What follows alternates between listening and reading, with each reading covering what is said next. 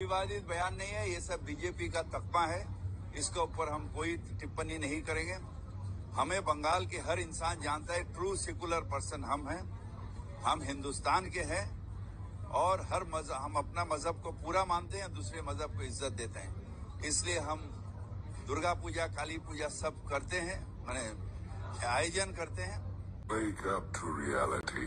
एक दिन ऐसे होगा जब बंगाल के आधे पॉपुलेशन वो भी उर्दू बोलेंगे और उर्दू शेर शायरी सुनेंगे।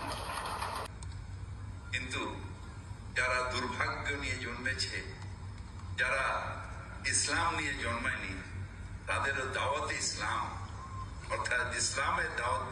लेकिन हम जानबूझ के एक गंदा धर्म जो ईश्वर ने बनाया, जो एक जुमला पार्टी ने बनाया, वो धर्म को हम नहीं मानता है, वो तो हिंदू धर्म का खिलाफ में है।